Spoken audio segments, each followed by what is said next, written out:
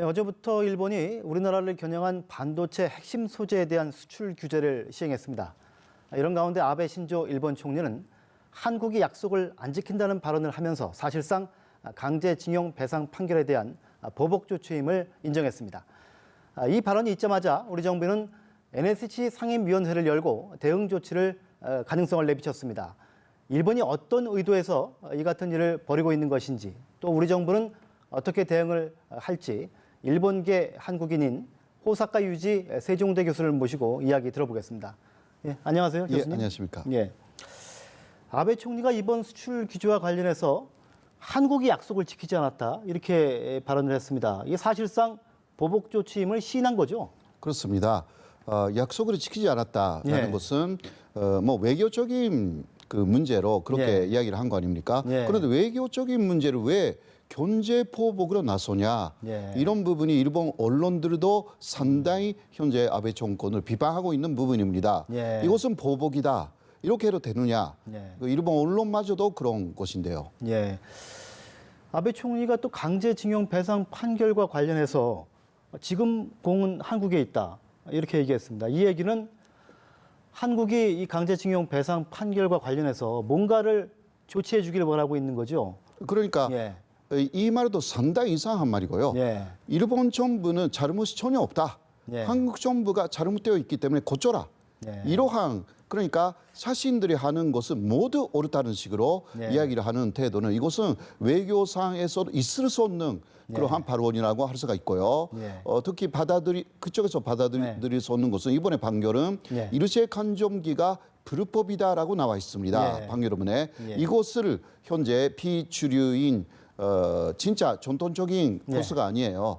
비주류 아베 정권은 일제 강점기는 합법이다.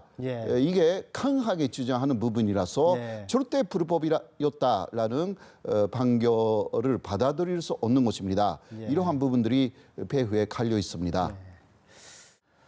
근데 제가 궁금한 것이 아베 총리는 이렇게 우리한테 수출 규제 조치를 취했는데 과연 그러면 일본의 일반 국민들도 한국이 국가 차원에서 행한 어떤 한일 청구권 협정이라든가 위안부 합의를 뒤집었다. 그래서 상식적으로 이해할 수 없다. 경제 보복이라도 대응을 해야 된다. 이런 생각을 많이 갖고 있습니까? 그런 식으로 하는 사람들은 상당히 그 보수 성향이 강한 사람들 뿐이고요. 일반 사람들은 저도 몇 사람 접촉했는데 그냥 왜 싸우냐고, 사이좋게 가야 되는 것이 이웃나라 길이에 도리가 아니냐. 뭐 제가 보기에는 거의 60% 70%는 그런 생각을 다 갖고 있습니다. 그래서 이런 부분들이 오히려 아베 정권에 대해서도 비판 세력으로 돌아갈 가능성도 있는 사람들이라고 생각합니다. 너무 아베 정권이 아닌 짓을 하고 있다, 그런 식으로 갈 가능성도 있고요. 조금 지켜봐야 할 것 같습니다. 뭐 일반 국민들 생각하고는 좀 다르다고 하면 다행인데요. 우리 정부도 이제 맞대응을 검토를 하고 있습니다. 어제 이제 청와대가 일본의 조치를 보복성이라고 이제 규정을 했고요. 경제부총리는 상응 조치를 검토해 보겠다 이렇게 얘기를 했습니다. 물론 뭐 WTO 제소 말고 딱히 일본에 대해서 취할 만한 제재 조치가 있을지는 잘 모르겠습니다만은 아무튼 우리가 이런 상황에서 일본에 대해서 이해는 이 식의 그런 보복을 해야 할까요? 그래서 지금 그 약간 우려가 되는 부분은 이해는 이라고 하면 한국도 똑같다라는 소리가 나올 소지가 있다라는 거죠. 그래서 그런 것보다는 제가 보기에는 한국의 판결의 전단성, 그러니까 개인 청구권은 남아있다라는 내용이라든가 얼마든지 있습니다. 이것을 국제사회에 좀 더 소리 높이 설명해 나가고, 그러면 일본인들도요 그런 소리를 듣게 되면 일본 정부가 정말 잘못되어 있다라는 사람들이 늘어나는 것입니다. 그러니까 말로 해야 되는 부분이 지금까지 많이 안 해왔던 부분들이 있습니다. 그러니까 이쪽의 전단성을 말하지 않고 현재까지도 일본이 보복으로 나서면 이게 한국에 불리하냐 그 유리하냐 이러한 이야기가 많이 오갔어요. 그러나 본질에 있는 부분 일본이 이런 식으로 나가는 것 자체가 부당하다라는 논리가 정확하게 있습니다. 이것을 먼저 우리 한국 국민들이 공유해야 하는 부분들이 있습니다. 일본이 지금 외교 보호권을 발동하고 있는 것 자체가 사실 65년도에 청무고 협정에 대한 해석에서 부당한 조치를 하고 있는 것입니다. 이러한 논리를 처음부터 여러 곳에서 인식하였어요. 그래야만이 우리 국민들이 올바른 말을 내기 시작하고 그 목소리가 일본 사람들에게 많이 도달하게 됩니다. 그러면 일본인들도 이것은 논리적으로 봐도 윤리적으로 봐도 아베 정권이 정말 잘못되어 있다. 그런 식으로 잘못한 것을 하고 싶지 않은 일본인들이 많기 때문에 그런 식으로 만족해야 합니다. 또 이런 얘기도 있더라고요. 그러니까 우리가 맞보복을 해서 상황을 고조시키는 게 아베 정권이 노리는 것 아니냐 이런 지적도 있습니다. 그래서 이것은 역시 국민 감정의 문제가 되는 거죠. 이쪽에서 뭔가 예를 들면 일본 자동차를 불매운동 한다라든가 여러 가지 있지 않습니까? 그런 식으로 했을 때 일본 기업들의 감정이 나타나고 그 감정이 또 일반 일본인들을 상당히 자극할 수가 있습니다. 그 경우는 역시 아베 정권이 옳다. 감정적인 대응이죠. 그렇게 돼가지고 자미원 선거에 자민당을 치고 내릴 가능성도 있기 때문에 상당히 신중하게 검토해야 되는 부분들이 있다. 그렇게 말할 수 있죠. 일본이 우리한테 가한 이 수출 규제 조치, 우리는 당연히 피해를 받겠지만 뭐 우리만 피해는 안 볼 것 같아요. 일본 기업들도 부메랑으로 피해를 볼 가능성이 조금은 있는데 아베 조치의 이러한 규제 조치에 대해서 일본 국민들의 여론, 언론의 반응은 어떻습니까? 언론의 그 반응은요. 현재까지는 보수 언론까지 포함시켜서 이것은 하면 안 되는 대응을 했다. 이런 게 지배적입니다.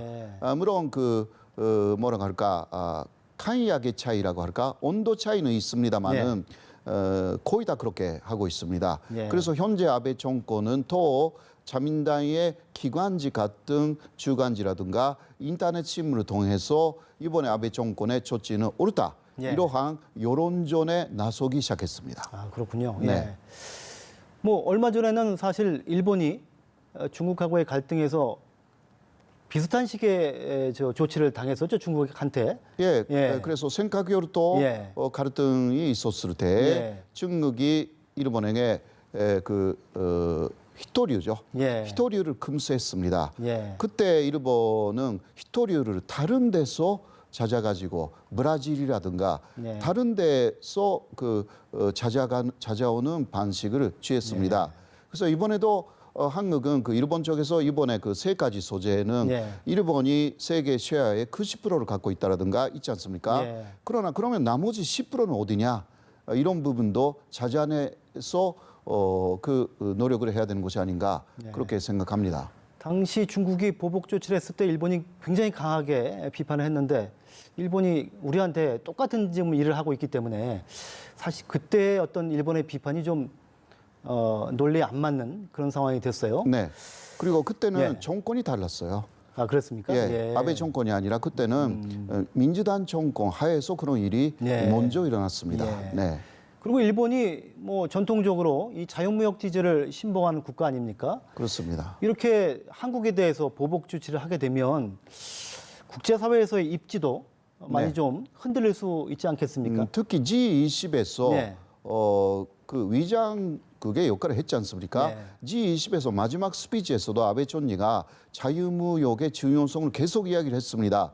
그런데 그 며칠 후에 이러한 자유무역에 역행하는 행위를 한다라는 것 자체가 사실은 현재 미국의 여러 언론들도 유럽 쪽의 언론들도 중국 언론들도 아베 정권을 비판하고 있습니다.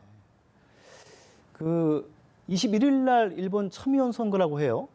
그 참의원 선거하고 이번에 우리나라에 대한 수출 규제 조치 연관이 좀 있는 겁니까? 연관이 확실하게 있습니다. 예. 물론 이번에 조치는 단기적으로 보면 자미원 선거를 예. 순위하기 위한 조치이고요. 예. 장기적으로는 또 다른, 그러니까 한국이 너무 강하게 돼가지고 또 남북 간이 평화로 갈 때에 예. 이제 일본의 영향하에서 벗어나기 때문에 예. 때리자.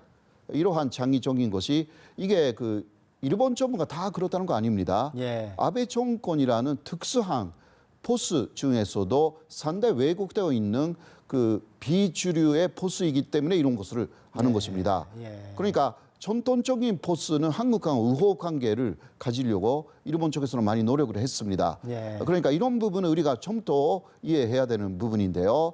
그러나 현재의 비주류 아베 정권은 그런 식으로 한국을 보고 있기 때문에 장기적으로는 굉장한 문제를 더 예. 야기할 가능성이 있는데 단기적으로는 자미원 선거입니다. 네. 그러니까 참여연 선거에 일단 활용하려고 수출 규제 조치를 내놓은 면이 있다면 네. 만약에 참여연 선거가 끝나게 되면 조금 국면이 바뀔 수도 있는 겁니까? 그것보다 예. 지금 언론의 예. 비판이 많지 않습니까? 일본 예. 안에서. 예. 그러니까 오히려 이것은 보복 조치가 아니다라는 약간 뭐라 할까 조금 일부 후퇴할 가능성도 있습니다. 예. 왜냐하면 그 언론의 비판이 너무 강하면 그 투표에 영향이 있기 때문에요. 일본 국민들이 아베 정권을 지키지 않을 가능성이 좀 있는 거죠. 투표하지 않는다. 예. 왜냐하면 아베 정권으로서는 언론들도 응원해 줄 알고 이거 한 거예요. 예. 그런데 지금 반대 결과가 나와 있기 때문에 예. 이 부분에 대해서 좀 조절을 할 가능성이 있습니다. 예. 오히려 걱정은 이거 끝난 후에 그 자미원 선거가 끝난 후에 혹시 아베 정권이 승리했다면 예. 더 강한 보복 조치에 나올 가능성이 있습니다.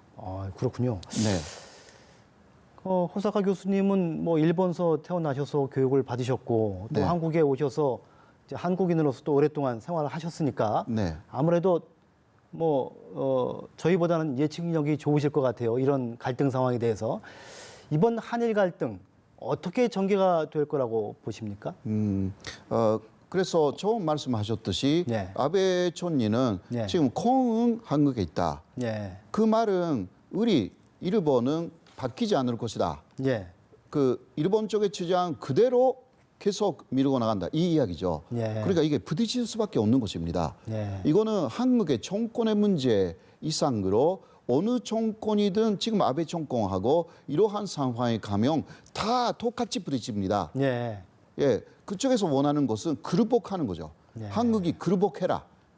여기에 대해서 우리는 어떻게 대응해야 하는지 좀 신중하게 생각해야 되는 그러한 시점에 현재 와 있고 예. 물론 가장 이상적인 것은 자미원 선거에서 아베 정권이 패배할 때에 더 우리가 유리한 한국이 유리한 고지에 다시 돌아갈 수가 있습니다. 예.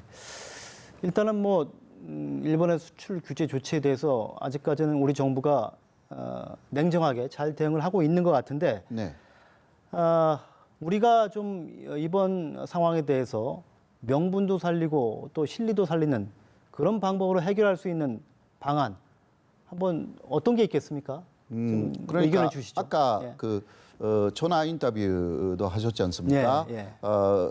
단기적으로는 상당히 어렵다라는 이야기가 좀 있었습니다. 그러나 이야기를 들으면 4개월 정도는 지금 그 재고가 있다라고 해서 4개월 정도의 여러 가지 좀 기간은 있는 것 같아요. 여유가. 예, 예. 그러니까 4개월 이내에 뭔가 새로운 국면이 나와야 하고 예. 그것을 만들기 위해서 한국 쪽의 전단성을 계속 이야기를 해야 합니다. 일본 쪽에 우리가 보면 왜곡되어 있는 이야기를 마치 전당한 것처럼 매일 말하고 있는 것입니다.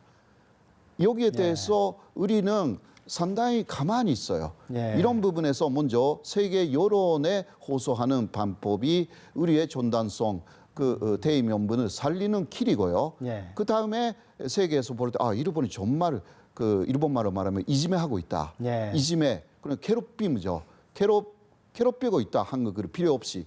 이런 식으로 되면 아베 정권도 생각을 하기 시작하는 것입니다. 역시 일본 정권은 세계적인 특히 소양 국가들, 미국이나 그리고 유럽 국가들의 견해에는 따라가려고 합니다. 그런 데서 일본에 대한 강한 비판이 나타나기 시작하면 아베 정권도 일부 혹은 일부 물러날 수가 있다고 할 수가 있습니다. 뭐 직접 맞대응하기보다는 이제 국제 여론에 호소하는 방법이 더 좋겠군요. 그렇죠. 호사카 교수님하고 매번 이렇게 만나 보면은 꼭 한일 갈등에 대해서만 지금 얘기를 하게 돼서 좀 그렇네요. 다음에는 한일 간에 좀 웃을 수 있는 그런 소재로 좀 만나 뵙겠습니다. 오늘 말씀 감사합니다. 고맙습니다.